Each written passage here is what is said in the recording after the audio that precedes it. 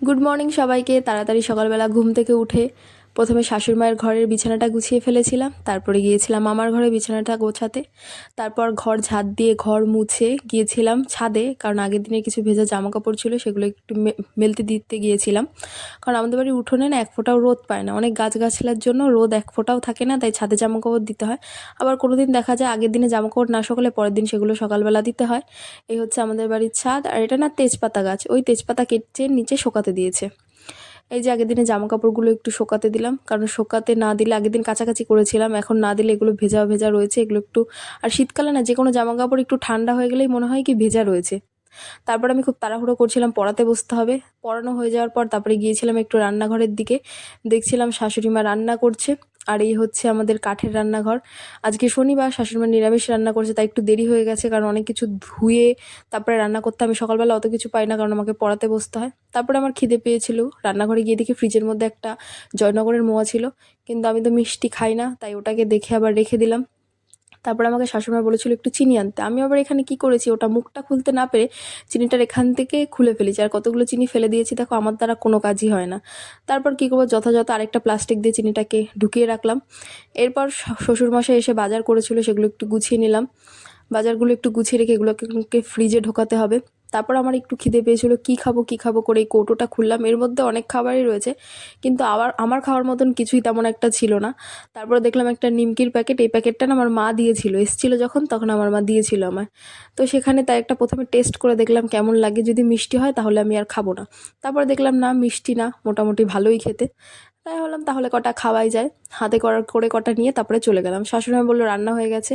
আজকে রান্না হয়েছিল মূলো ভাজা, কুমড়ো দিয়ে আলু দিয়ে তরকারি, আর ফুলকপির তরকারি, কারণ আজকে নিরামিষ, শনিবার ছিল, আমাদের শনিবার দিন নিরামিষই হয়। তারপরে তাড়াতাড়ি করে, খুব দেরি হয়ে গেছিলো সেদিন খেতে সকালের খাবার, তাড়াতাড়ি করে খেয়ে দে। আর এই হচ্ছে আমার বাড়ির কার্তিক, জানো তো, প্রায় বিয়ের 3 বছর পর এই প্রথম আমার বাড়ি কার্তিক পড়লো। প্রথমে মানে আমি জানি না কার্তিক পুজোর ব্যাপারটা, প্রথমে বললাম না আমি বাড়ি ছিলাম না, শাশুড়ি মা ফোন করে বলেছিল কার্তিক পড়েছে বাড়িতে। পাড়ার আমার কিছু ননদ দেওররা আছে, ওরা মিলে কার্তিক দিয়েছে। তো সেই কার্তিকটা পুজো হয়েছে, সেই ভিডিওগুলো আর করা হয়নি।